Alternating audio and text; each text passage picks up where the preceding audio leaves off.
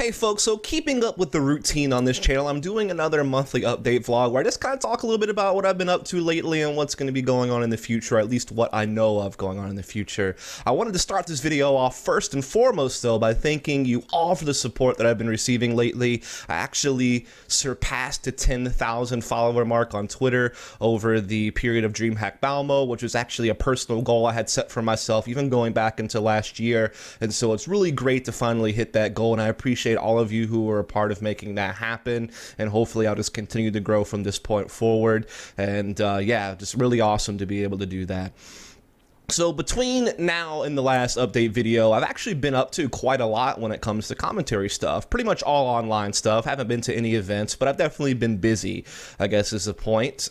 First and foremost, I think the first event I did since the last video was the ESL One New York European Qualifiers with Vince, which was really cool because it wasn't something I was expecting to do, but it gave me some work, which is always good because it lets me do what I love doing, but also helps me pay the bills, right? So it kind of came up a little bit last minute. It was unexpected, but it was great to be able to do. It was great to work with Vince. It was definitely long days. I mean, it was just the two of us, and we'd had 4 best of 3s to do the first day and then 3 the next day to finish it off. And it started really early in the morning for me. I think the first match was like at 5 a.m. my time, so I was kind of a zombie the first best of 3 each day.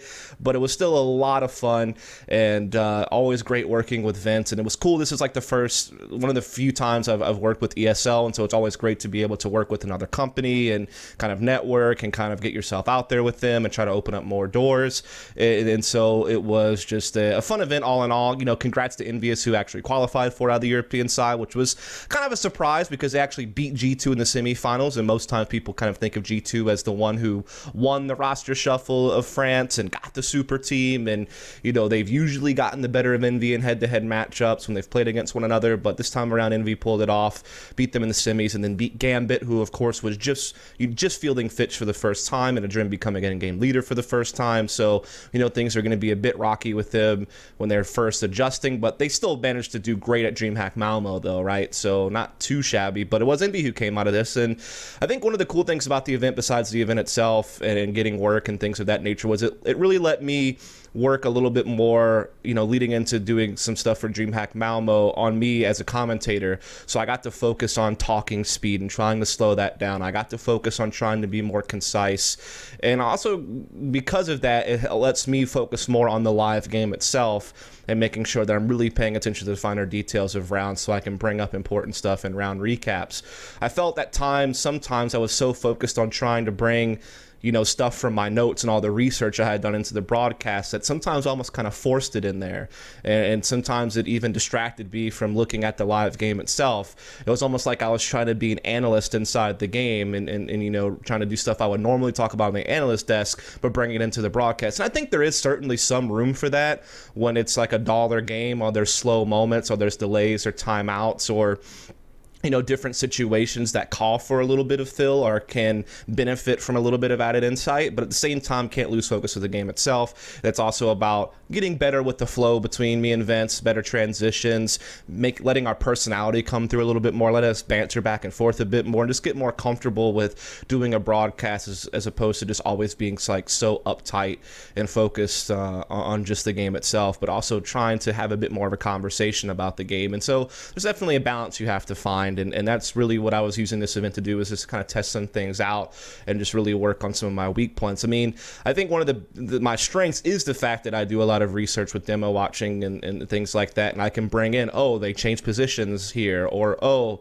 like this player's playing a new role, or this is a tactic they like to use. Like that's the added stuff I can bring, you know, mostly pre-game or like in the early stages of a game, to let you, the viewer, know what you should be looking out for.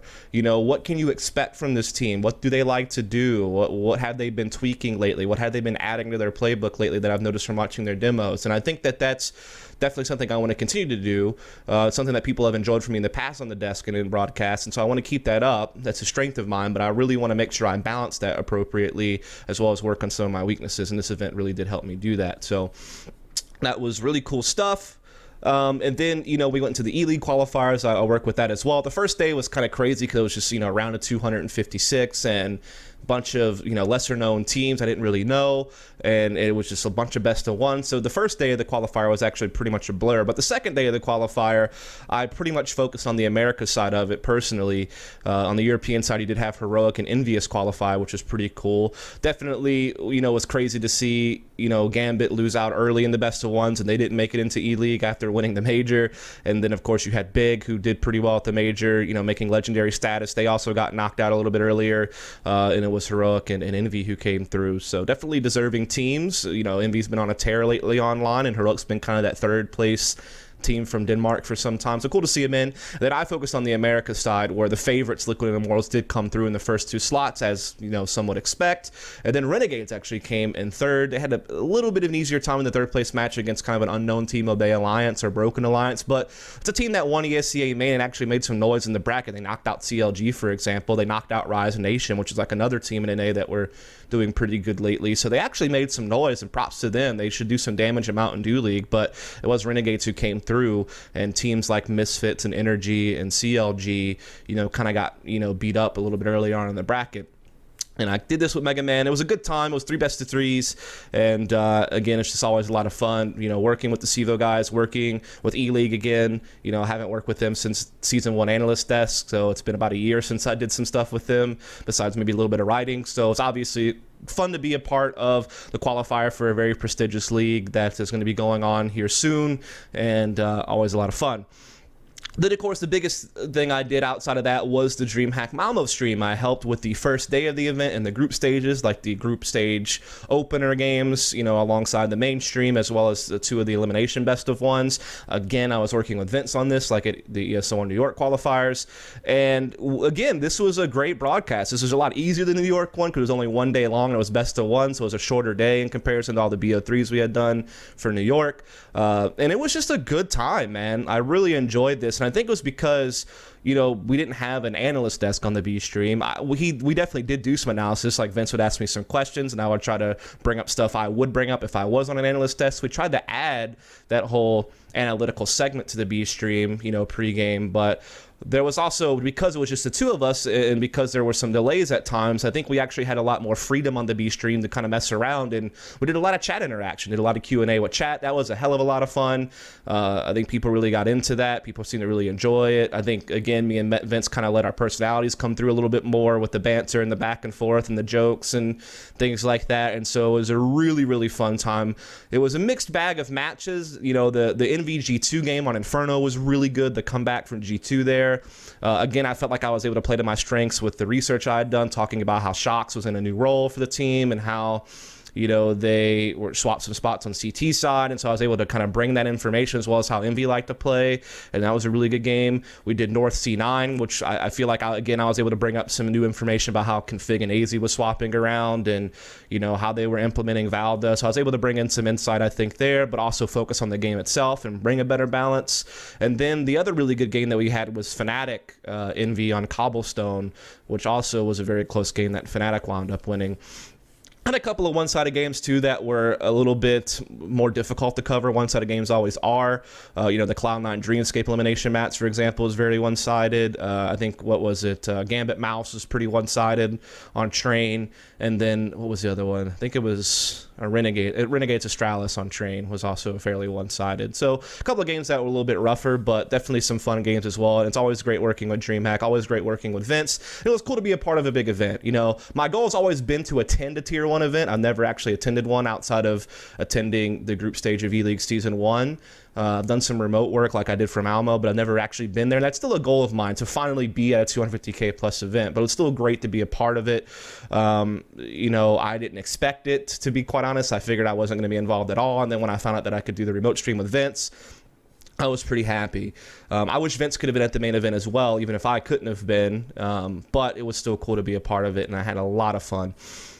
And that pretty much wraps up what I've been up to. As far as what's up to next, I have no idea. I'm not booked for anything yet. Hopefully, I can get some more work. I know there's maybe some more online stuff I might do with CEVO going forward. They always do like these iBuy Power Cups or Cyber Power Cups, or these, like they did Subaru Invitational one time. So they usually do like these weekend cups with different sponsors, and so I may be involved in some of that coming up. And as far as LAN events, though, I don't really have anything booked yet.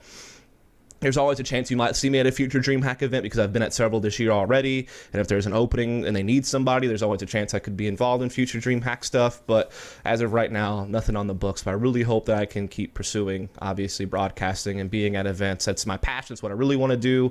I need to start finding more regular work if I'm going to be able to stick around because, I do have financial responsibilities. So I'm hoping that stuff will come, but just don't know. Outside of that, I am going to be doing a little bit more writing, just to let you guys know that. I'm kind of going to be maybe even doing more of a shift to written content instead of video content. And the main reason for that is because at least I can get compensated doing writing where I can't do that on YouTube, basically. So I'll get to still, do my analysis and do what I love doing and get to study the game and bring information about the game to the community. But I'll just be doing it in a different medium in a way that allows me to actually, like I said, make a little bit of money and actually make ends meet. And it's also just exploring something new. I haven't done a whole lot of writing in the past. I've only written maybe a handful of articles in my entire career in Counter-Strike over the last, several years. So just kind of want to expand my horizons a little bit, maybe add a new skill set, try to be a bit more versatile, try to, gain some more experience and try to set myself up for maybe other opportunities, I certainly prefer video content and talking about the game as opposed to writing, mostly because revising and editing is very tedious. I don't mind doing the research. I do that whether I'm going to do a video or whether I'm going to do an article or whether I'm going to do a broadcast, but it's just doing it and writing takes up more time. The editing process can be a bit tedious even if you have an editor. And so mostly I've done a lot of self-editing in the past. Maybe it'd be different if I had a more hands-on editor, but either way, I'm going to try to do that, and that's why you haven't seen me jump on some topics on videos just yet when it comes to like roster rules and stuff. I'm trying to transition to doing more written stuff, but I may start doing like video companions to articles to where I can still have video content for those of you who like that, but I can still do the written content as well. So I'm going to do a mixture of that. I'm also streaming a bit more regularly on my Twitch channel if you want to check that out. It's just twitch.tv/DusMoret.